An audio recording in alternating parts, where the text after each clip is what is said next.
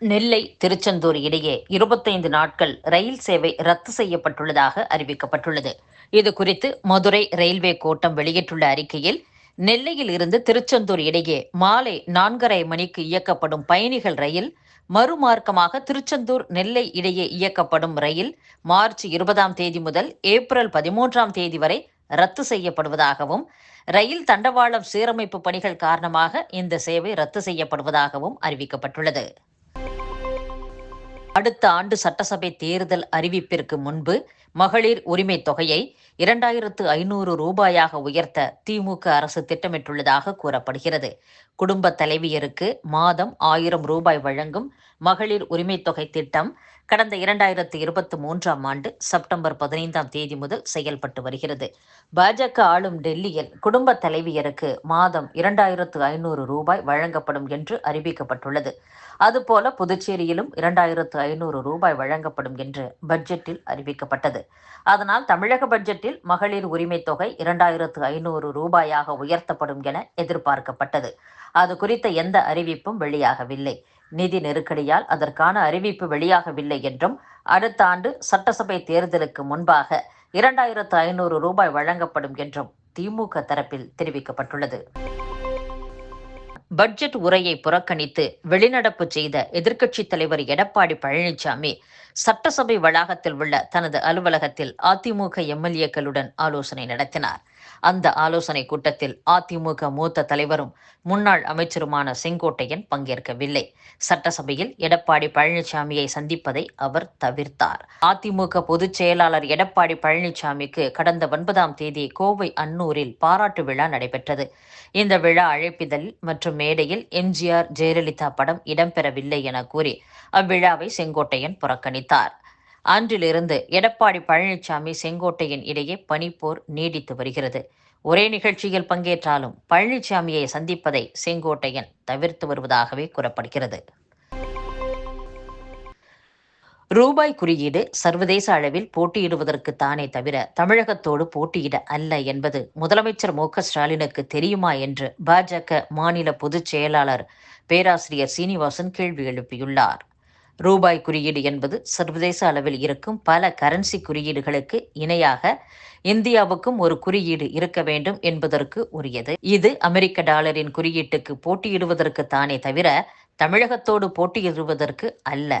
கடந்த 2010ஆம் ஆண்டில் திமுக மத்திய ஆட்சியில் இருந்தபோதுதான் ரூபாய்க்கான இக்குறியீடு அறிமுகப்படுத்தப்பட்டது என்பது உங்களுக்கு தெரியுமா? அப்போதெல்லாம் நீங்கள் தூங்கிக் கொண்டு இருந்தீர்களா? ரூபாய் என்ற வார்த்தையின் மூலச்சொல் தமிழ் அல்ல, அது சமஸ்கிருத வார்த்தை. இப்போது அதைத்தானே பயன்படுத்த முன்வந்திருக்கிறீர்கள்.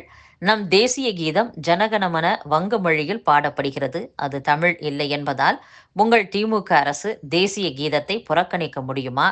நான் இதற்கு உங்களிடம் பதிலை எதிர்பார்க்க மாட்டேன். ஏனென்றால் நாங்கள் எழுப்பும் எந்த கேள்விக்கும் உங்களிடம் பதில் இல்லை என்பது எங்களுக்கு தெரியும் என்றும் சீனிவாசன் கூறியுள்ளார்.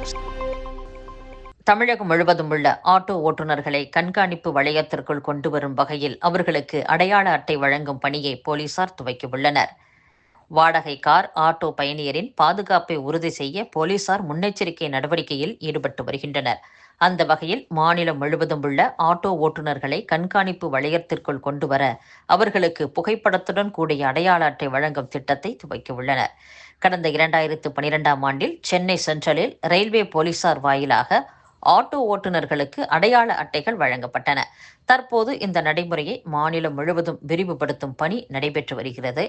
இதற்கான விண்ணப்பங்கள் மற்றும் அதில் இடம்பெறும் தகவல்கள் குறித்து ஆட்டோ ஓட்டுநர் சங்க நிர்வாகிகளுடன் பேசி வருகிறோம். அடையாள அட்டையில் புகைப்படம், பெயர், வீட்டு முகவரி, மொபைல் போன் எண் உள்ளிட்ட விவரங்கள் இருக்கும். ஆட்டோ ஓட்டுநர்களுக்கு அடையாள அட்டைகள் வழங்குவதன் வாயிலாக அவர்கள் எங்களின் கண்காணிப்பு வளையத்திற்குள் கொண்டு வரப்படுவர். பயணியரின் பாதுகாப்பும் உறுதி செய்யப்படும் என்றும் காவல்துறை அதிகாரிகள் கூறியுள்ளனர். இளநிலை பொறியியல் பட்டப்படிப்பு முடித்தவர்களுக்கு தாட்கோ வாயிலாக புத்தாக்க பொறியாளர் பயிற்சி வழங்கப்பட உள்ளதாகவும், இதற்கு 21 முதல் 25 வயதுக்கு உட்பட்ட ஆதி திராவிடர் மற்றும் பழங்குடியின சமூகத்தைச் சேர்ந்த இளைஞர்கள் www.tatco.com என்ற இணையதளத்தில் பதிவு செய்து கொள்ளலாம். தேர்வு செய்யப்படும் நபர்களுக்கு திருச்சி, நெல்லை, சேலம் உள்ளிட்ட இடங்களில் 18 வாரம் பயிற்சி வழங்கப்படும் என்றும் தாட்கோ இயக்குநர் கந்தசாமி தெரிவித்துள்ளார். பழைய ஓய்வூதிய திட்டத்தை அமல்படுத்த வேண்டும் என்பது உள்ளிட்ட கோரிக்கைகளை வலியுறுத்தி அரசு, ஆசிரியர்கள், ஊழியர்கள் மற்றும் பணியாளர்கள் கூட்டமைப்பான ஜாக்டோ ஜியோ தொடர்ந்து போராடி வருகிறது. சமீபத்தில் போராட்டம் நடந்தது. அந்த போராட்டத்தின் தொடர்ச்சியாக மறியல் போராட்டம் மேற்கொள்ளப் போவதாக அறிவித்தனர். அதனைத் தொடர்ந்து சென்னை தலைமை செயலகத்தில் கோரிக்கைகள் தொடர்பாக பேச்சுவார்த்தையும் நடைபெற்றது. அந்த பேச்சுவார்த்தையின் முடிவில் சட்டசபை கூட்டத்தொடரில் பட்ஜெட் அறிவிப்பில் கோரிக்கைகள் தொடர்பான அறிவிப்பு இடம்பெறும் என்ற நம்பிக்கையில் போராட்டத்தை ரத்து செய்வதாக தெரிவித்திருந்தனர். இந்நிலையில் பட்ஜெட்டில் எந்த அறிவிப்பும் வெளியாகாத நிலையில் மாவட்ட தலைநகரங்களில் வரும் 23ஆம் தேதி உண்ணாவிரத போராட்டம் நடத்தவுள்ளதாக ஜாக்டோ ஜியோ அமைப்பினர் அறிவித்துள்ளனர். முதலமைச்சர் குறித்து அவதூறு கருத்துக்களை பேசியதற்காக அதிமுக முன்னாள் அமைச்சர் சி.வி. சண்முகம் மீது பதிவு செய்யப்பட்ட வழக்குகளை ரத்து செய்த சென்னை உயர்நீதிமன்றம் எதிர்காலத்தில் இதுபோன்று பேசாத வகையில் கட்டுப்பாடுகள் விதிக்கப்படும் என்று தெரிவித்துள்ளது.